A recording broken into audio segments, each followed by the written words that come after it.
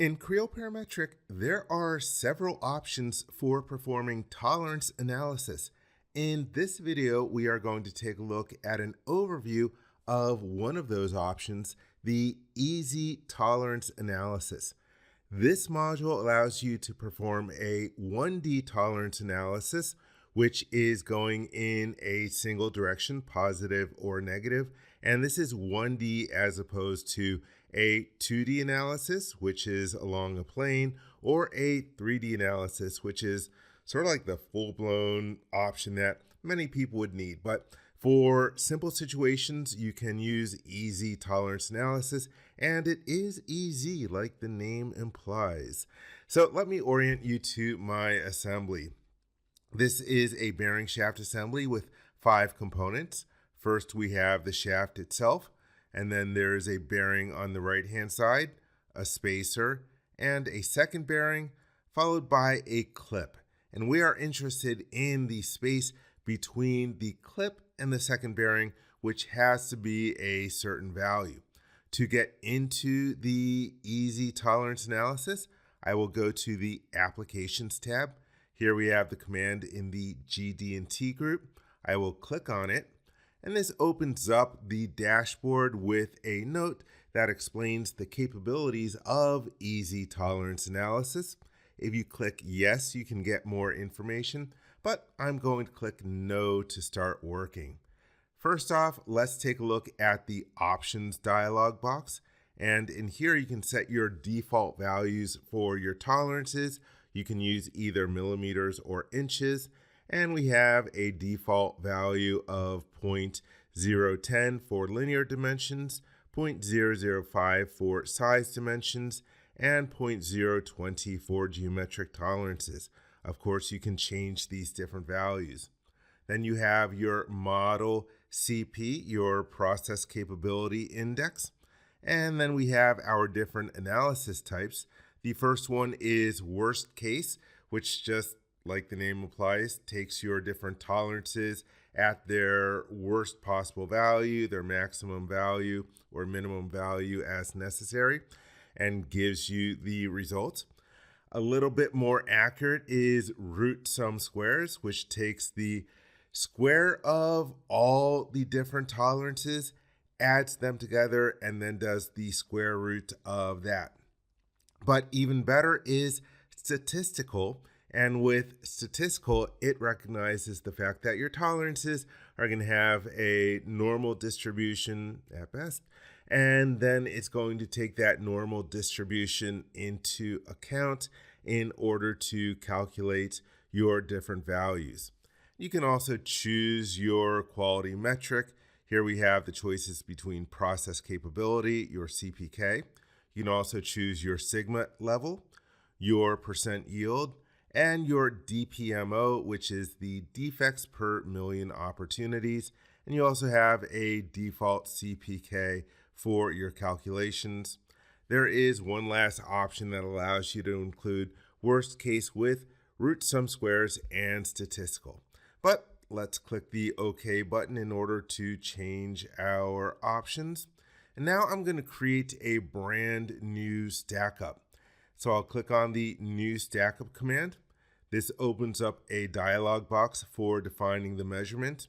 And again, we're interested in the space between the second bearing and then the clip. And I'm going to rotate and zoom in so I can grab that surface. Now we need to define a plane for locating this annotation. Let me turn on my datum plane display for a moment. We're going to put it right on this datum plane called right. I'll locate it right there on the screen. There are 2 main methods for defining your stackup. You could use assembly constraints, or you could do it manually with the select option. In this video, we are going to take a look at the automatic option with assembly constraints. And with this option, it found one path through the different mates, the different way that the components are assembled, and we're going to accept that. It's our only choice with the automatic option.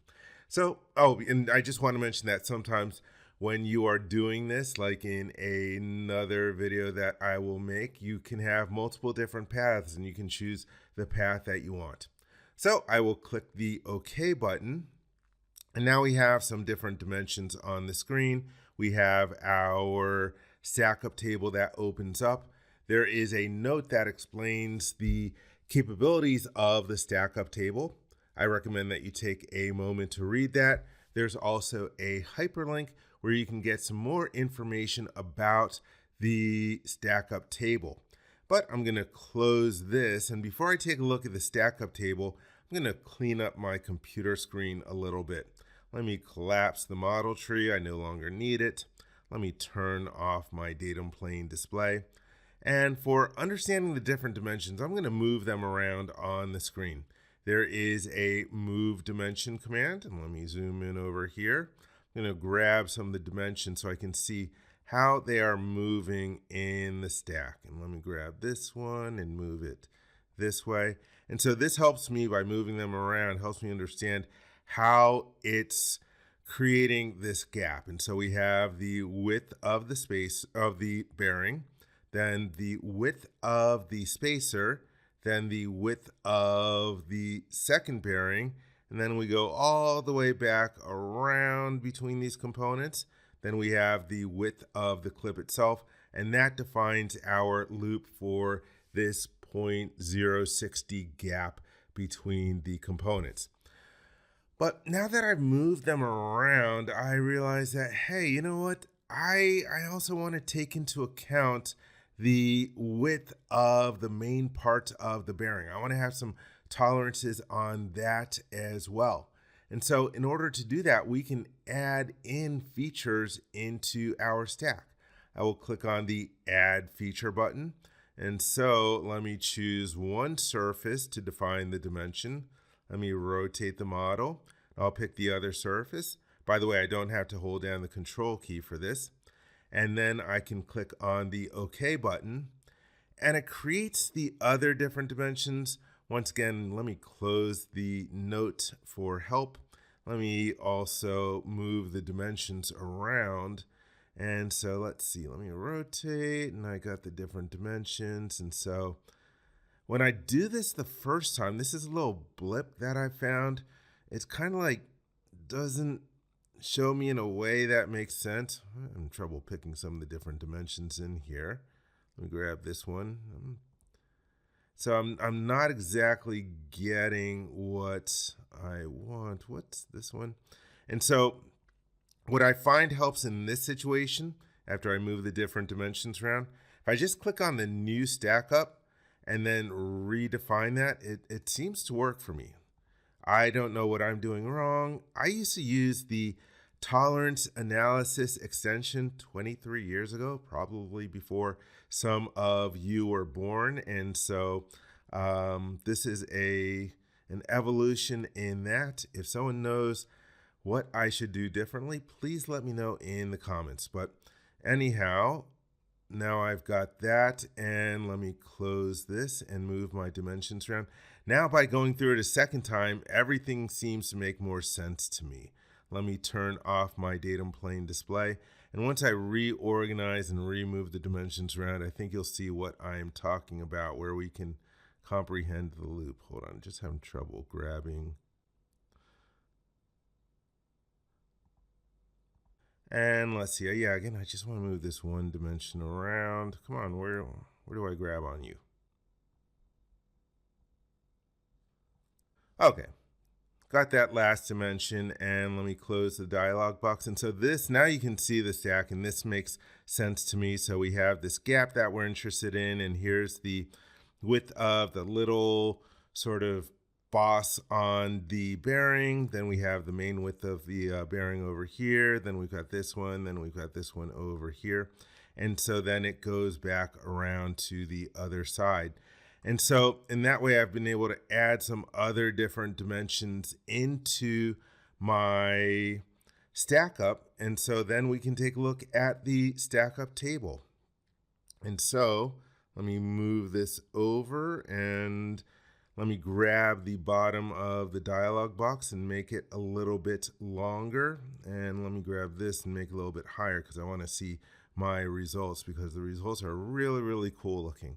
And so we've got a list of the different components in here: bearing, spacer, bearing, shaft, and clip, which defines the stack up. And then all the different relevant dimensions in here with the tolerances. And then we have the results. And we can see, based on our default tolerance of 0.010 inches for each of the different dimensions, we are getting a predicted quality CPK of 2.27. Our sigma level is 6.41, which is very good. It's above our 6 sigma. That would result in 100% yield. And we have our mean and our standard deviation, and you can see the results graphically on the side. And then if we click on the contributions tab, we can see which dimensions are having the most effect in the model. And right now we're getting, everything is meeting up, and that's a little bit boring. Let's mess things up.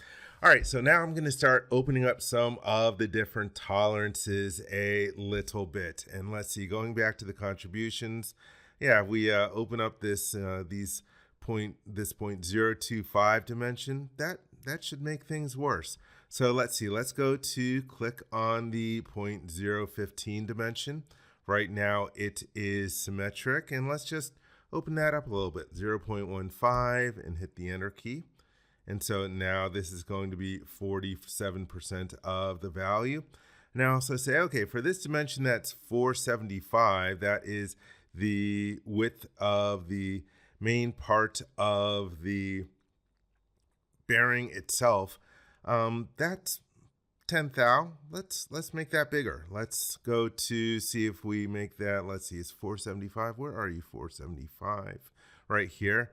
What happens if we make that 20 thou and hit the OK button?